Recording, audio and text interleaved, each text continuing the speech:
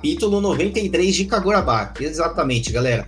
Hoje vamos trazer aqui para vocês a análise completa dessa que tem sido uma das batalhas mais insanas de Kagurabaki. Intitulado de Toques Finais, é isso que vamos trazer aqui para vocês, assim como um núcleo diferente ali, com atualizações sobre outros núcleos, né, envolvendo outros personagens no meio dessa invasão do Rishaku. Dito isso, antes de ir pro capítulo aqui, só queria pedir para você deixar o like nesse vídeo aqui e se inscrever no canal, que isso faz com que a gente consiga alcançar mais pessoas e hype o vídeo também, que é uma outra artimanha que o YouTube tem aí para nos ajudar. Agora falando do capítulo 93 em si, toques finais, ele começa, como já tem acontecido várias vezes, justamente de onde o anterior parou, que é com os quatro se olhando ali, se eu não digo os quatro espadachins, porque o Yura tá meio que de penetra na festa ali, né, já que ele é um feiticeiro. Nisso tudo aqui, enquanto eles se encaram, tem uma risada muito doida aqui do Hokuto, e a risada dele só vai aumentando conforme eles vão se encarando ali, né, começa a ficar uma risada mais tensa, e aí ele fala perdão, né, assim, por estar rindo, muito engraçado, enquanto tá todo mundo muito tenso, ele tá rindo ainda. E é nessa hora que o Natsuki fica pé da vida com ele, porque ele fala que você disse que estava valendo usar feitiço, né? Fala isso pro Hokuto, porém, ele foi o único a usar feitiço. E aí nessa hora, né, ele também dá uma cobrada no Uruha ali, e o Uruha se justifica falando que ele não usou feitiço porque ele tá enferrujado ainda, né? Já que faz 18 anos que ele não usa feitiços. Então o instinto dele acaba pendendo mais por lutar somente com as espadas. E nessa hora ali tem mais uma gracinha do Hokuto que tá adorando tudo que tá acontecendo, porque ele comenta pro Natsuki que ele deixou ele usar ali os feitiços porque achou que ele não ia dar conta, né? Ia ficar indefeso sem os choquezinhos dele. Ainda fala no deboche. Mas aí ele dá uma piscadinha pro Natsuki e fala: foi um alarme falso, a sua esgrima é bem agradável. Pensa num personagem muito doido, muito estranho mesmo. Enquanto tá rolando tudo isso aqui, o Yura tá ali, né, reclamando de dor, porque ele também tá bem machucado. Mas aí nesse momento então, as coisas começam a ficar sérias. E enquanto o Natsuki vai fazendo seus comentários ainda ali, o foco passa a ser o Uruha, porque ele já vai começando a fazer uma análise melhor, inclusive pra gente aqui, sobre tanto o Yura como o Hokuto também. Exato, galera. E é nesse momento que a gente começa a ver o quão experiente o Uruha é. Nada melhor, né? A gente ter, por parte do Hokazone, esse detalhamento do perfil analítico dele, porque o cara simplesmente era pactuado aí de Muyontô e participou da Grande Guerra Seitei, né? Então, por vezes, a gente acaba achando ele meio ingênuo, ou até pelo fato dele ser muito novo, né? Até o próprio Natsuki tem essa visão dele, né? Mas, galera, ele é um espadachim experiente. E como o Bruno já trouxe, ele faz ali uma análise muito rápida, né? No meio ali daquela troca de olhares entre eles, ele traz ali que o próprio Yura, ao invés de a gente considerar ele como uma esgrima tanto, é mais fácil, né? A gente afirmar que ele tem uma força física bruta excepcional. Então vale a gente ficar atento a isso, né, galera? Porque por mais que ele tenha um porte físico ali slim, isso não exime ele, pelo que a gente pôde perceber aqui, dele ser muito forte, né? E aí falou que a esgrima dele, na verdade, é um pouco inconsistente, né? Mas ele acaba quebrando um galho. Já por parte do Hokuto, ele não sabe considerar muito bem a esgrima, né? Ele sente ali uma certa serenidade na forma como ele luta, e ao invés de dizer que ele está querendo matar, na verdade ele está apreciando, então talvez ele não esteja com um instinto tão agressivo ali, então ele considera até mesmo o Hokuto um cara bem esquisito ali por parte daquilo que eles têm analisado, né? E aí em relação ao motivo, né, da luta em si, de como eles estão considerando ali, ele gostou até do ponto que a gente comentou na análise do capítulo anterior, né, de que ele soltou algumas informações logo que eles se apresentaram, né? Poderia até, de repente, eles terem pensado de que poderia ter soltado um pouquinho mais, né? Mas, a priori, então, galera, chega um momento ali, né, de que eles estão se encarando demais, muito próximo ali do ápice do que vai acontecer, né? E aí, o Hokuto volta ali a se manifestar verbalmente, né? Ele fala que as feridas são, de repente, algo bom e que toda aquela dor que ele tá sentindo, né, é o que faz a adrenalina correr para ele, né? E isso faz ele focar ainda mais na luta, e por isso que ele tá meio loucão ali, né, meio psycho crazy, né?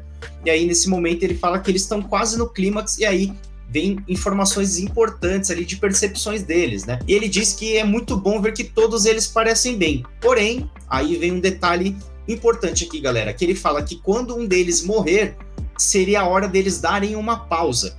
E eles todos se entreolham ali, e o próprio Yura fala, né, Hokuto, talvez você esteja falando um pouco demais. Isso já estava irritando até o próprio líder dele, aí, o líder do Rishaku, né. Aí ele fala, já acabei, e é o momento que a gente vê mais um quadro épico aqui, desenhado pelo Rokazono, em que todos eles estão com a guarda alta, preparados para a batalha, todos eles com as suas espadas levantadas, e aí vem um outro quadro aqui, né, com uma página dupla impressionante com todos eles. Eu não esperava que fosse um ataque ali num all-in com todos eles se envolvendo entre espadas. Isso aqui, galera, vai ficar mais uma vez a gente falando, né? Quando for pro anime, vai ser excepcional ver essa cena. Essa cena é espetacular, porém é um pecado porque é a última cena que a gente vê dessa luta aqui.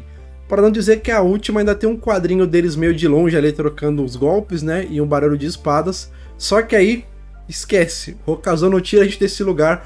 Tomara que ele volte pra gente ver essa luta, que a gente não veja somente a conclusão final dela, mas que a gente veja o desenrolar também, porque tem um corte aqui, e a gente vai pro 5º andar do quartel-general do Kamunabi, e é nessa hora que mais integrantes do Rishaku aparecem, tanto aquele cara da máscara ali, né, a gente vê mais do poder da cabeça dele ali, porque quando um cara vai olhar ali, de repente já no quadro seguinte tem ele com aquela cabeçona que ele usa, né, literalmente comendo um integrante do Kamunabi, uma cena bem gore, bem bizarra inclusive, e nisso também aparece aquela outra mulher do Kamunabi colocando as mãos ali por trás de um cara, e ela meio que faz um feitiço, um assopro ali, que é um feitiço, né, que congela o outro integrante do Kamunabi, porque quando ele vai falar que frio, inclusive ele é simplesmente congelado antes de terminar a frase.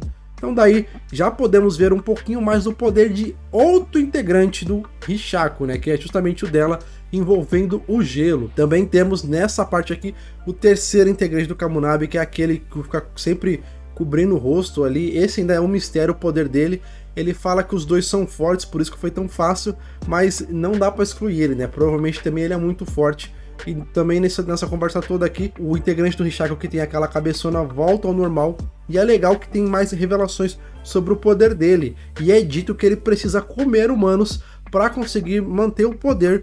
Porém, isso dá sono nele. Inclusive parece que quanto mais fortes são os oponentes que ele engole, mais sono dá, mais sonolento ele fica, né? Isso deve ser ali um efeito colateral da habilidade dele. Achei bem interessante, já que é uma habilidade bem poderosa. E aí fica essa revelação para nós aqui. E nesse momento então chegam mais integrantes do Kamunabi para enfrentar eles. Parece que são oponentes mais fortes, né? Porque chega o cara com pente ali e de repente ele passa o pente pro outro, que também dá uma penteada no seu cabelo ali, né? No seu corte de cabelo. E provavelmente esse pente deve ter alguma ligação com o poder deles, porque é muito curioso um trazer o pente, o outro pentear. E quem sabe aqui não seja uma batalha que dê um pouco mais de cansaço pro Rishaku, né? Porque vai ser bem interessante de ver isso. Porém, acho que isso aqui é só um intermediário, né? Porque a outra parte bem importante do capítulo vem logo a seguir, que é quando a gente vê o Hakuri e a Kiri-chan correndo pro elevador, e lá eles estão em encontro com dois personagens bem importantes para a obra. E antes de mudarmos aqui de núcleo, galera, outras informações importantes também que vale a gente ressaltar é que a gente descobriu o nome desses dois personagens do Rishaku, que a gente ainda não sabia. Como próprio dito por eles mesmos, quando a menina ali vai se referir àquele que consegue transformar, né, com a cabeça de cachorro, ela se refere a ele como Bingo, e ao contrário também, respectivamente, ele menciona ela como Uran. Então são mais algumas informações que a gente começa a coletar ainda mais aqui sobre o Rishaku. E nessa mudança de núcleo, quando a gente vê ali em meio aos corredores, né, aquela tremenda correria ali para que tanto a Kiri-chan quanto o Hakuri cheguem ao lugar onde está Shinushi, simplesmente o Ishiki nos ombros ali do Azami, né? Por mais que a cena seja meio estranha, até a própria Kiri-chan e o Hakuri ali acham meio estranho, né? É um momento ali que não dá para ter muita informação, muita troca de informação, que é um momento muito tenso, né? Ela só menciona, pô, os figurões aí, assim como eles se referem a eles também, meio surpresos de terem trombado com eles, né? E aí eles já mencionam ali que estão na hora de ir aonde a Shinushi está. E aí dá para ver ali na sequência de quadros que eles estão indo ali de acordo, pegando, né, caminho ali em outros andares por meio dos elevadores. E não sei se propositalmente ou não, nesse momento eles acabam não se encontrando com outros integrantes do Rishaku. Então eles acabam conseguindo ter uma troca de informações bem tranquila ali, né? perguntando até pro próprio Azami se ele já não estava indo lá para cima, e ele traz a informação de que o local de execução de intrusos ele acabou sendo fechado, porque outras questões mais sérias estão acontecendo, né? Justamente por conta de toda essa invasão que aconteceu em outros andares. E aí o próprio Hakuri traz ali informações, né, de que graças a todos eles terem protegido ele, muitos ali acabaram, né, sofrendo com isso. E aí a gente tem meio que a certeza, né, de certa forma, de que o Kudou, um dos integrantes ali do Conselho do Kamunabi, de fato ele morreu, né? Essa foi uma informação trazida ali pelo Ishiki. E de certa forma, o Azami, um lado positivo que ele trouxe é a questão do Uruha estar vivo, né? Então, meio que acaba equilibrando ali em relação ao pessoal que eles têm. E nesse elevador todo aqui, começa uma discussão muito interessante, que o próprio Ishiki já tinha levantado, né, e se questionado sobre isso, que é qual o motivo da invasão do Rishaku? Porque ele mesmo já tá tranquilo que ele fala, o Rishaku realmente, eles derrubaram, mataram vários dos nossos, mas conforme eles forem enfrentando os mais poderosos, né, vai ficar difícil até pela questão do número para eles. Então por que eles viriam aqui? Eles não vão sair batendo de frente com todo mundo. E aí ele começa a matutar ali, né? Ele fala, poxa, eles tinham em posse a Shinushi, eles meio que usaram um leilão para mostrar elas de cara ali, né, pro Kamunabi, para falar, olha, ela tá aqui. E ele dado isso, bom, como eles mostraram pra gente, eles meio que entregaram ela para nós, né? Mas por que eles fariam isso? Ela seria meio que uma bomba, relógio? É isso que ele pensa. Ele acredita também que não, porque não faria sentido. Ele, inclusive, acompanhou todo o processo de selamento da Shinushi de novo, não viu nada de estranho e continua com a dúvida, a pulga atrás da orelha dele. Inclusive, isso é algo que a gente pode, né, teorizar aqui, pensar junto na parte de previsões, por que o Rishaku tá fazendo isso? Mas, enfim, eles chegam finalmente lá onde está a Shinushi, e o capítulo se encerra com o Hakuri encarando a Shinushi e invocando a sua máscara ali para levar ela, teletransportar a espada para o seu armazém. Então esse é o fim do capítulo, Hakuri de frente com a Shinushi, enquanto Azami, Ishiki e Kirishan aguardam ele do lado de fora. Então fora isso também, ele tá bem escoltado, né? Antes de trazermos aqui nossas impressões finais sobre o capítulo e até teorias do próximo capítulo, que será o 94, só reforçando, se é novo por aqui, se inscreve no canal para não perder nada, principalmente os vídeos que fazemos sobre Kagurabaki. E uma outra forma de você ter benefícios exclusivos aqui e apoiar ainda mais o nosso projeto aqui, o projeto do canal, é por meio do nosso clube de membros. Tem o link aí, assine ou seja membro, por lá você confere todos os níveis e todos os valores aqui revertidos para melhorias do canal, né, para que a gente faça e consiga que o canal cresça ainda mais. E outra forma que vocês nos apoiam sem pagar nada é por meio de outras redes sociais, exatamente. Clica aí na descrição, lá tem o link de todas elas, principalmente no Instagram, galera. Por lá é onde você fica sabendo de informações adicionais e extras aqui do canal e sabendo com uma exclusividade também qual vai ser a agenda da semana. Então, de domingo, você consegue conferir lá nos stories, onde a gente divulga os dias, os horários e até as obras que a gente vai mencionar. Partindo aqui para as previsões do próximo capítulo, também quero misturar com teorias para nós. Eu acho que o próximo capítulo ele deve começar justamente com esse selamento aqui da Shinushi, porque isso aqui é algo muito crucial para esse desenrolar todo, e acho que não tem muito para onde correr. E eu já queria pensar aqui qual que é o plano do Rishaku, porque se tudo estiver acontecendo na mesma linha do tempo, na mesma hora, vamos imaginar que o Rishaku também está bem ocupado. Dos 7 integrantes, por exemplo, 2, Iura e Hokuto, estão ocupados lutando com os espadachins. Daí, outros 3, já são 5 aí, galera, que é a menina que congela, o cara da cabeçone e o encapuzado, também estão ocupados lutando com o pessoal do pente.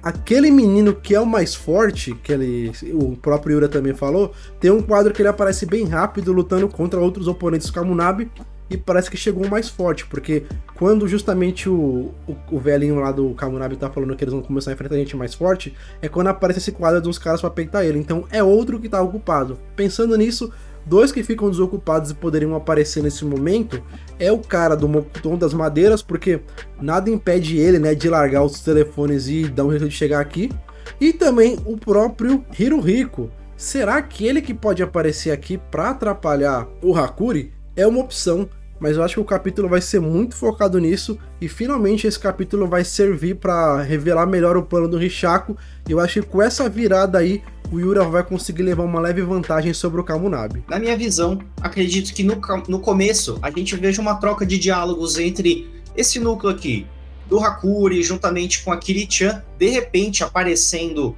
algum integrante dentre eles que consiga se desvencilhar, não sei, de repente, mas de certa forma eles estão bem protegidos, com a própria Kiri-chan ali, o Azami e o Ishiki. E aí eu venho com uma teoria muito forte, galera, porque eu acho que o grande as na manga, de que o Yura inclusive já mencionou sobre isso, eu acho que é referente à habilidade dele. Como eu já mencionei em outros vídeos, eu acredito que o feitiço dele tem a ver com manipulação. E aí, quem eu acho que vai chegar para estragar os planos do Hakuri e dos demais é o próprio Kensei. Exatamente. E provavelmente a gente acabe com um capítulo insano assim do Kensei aparecendo atrás deles, ou até mesmo já ali naquele local onde a Shinushi está. Mas o mais importante, galera, a opinião de vocês. Deixem aí nos comentários o que vocês acharam desse capítulo, curtiram bastante, também ficaram aí sofrendo, achando que a gente ia ter continuação da luta dentre os 4 espadachins, mas não teve. E também quais são as suas previsões, as suas teorias para o capítulo 94. Não deixe de comentar e para fechar, vai aqui ao lado conferir essas indicações de ótimos vídeos para vocês. Valeu por ver esse aqui até o final e a gente se vê no próximo, galera. Tchau, tchau. Valeu!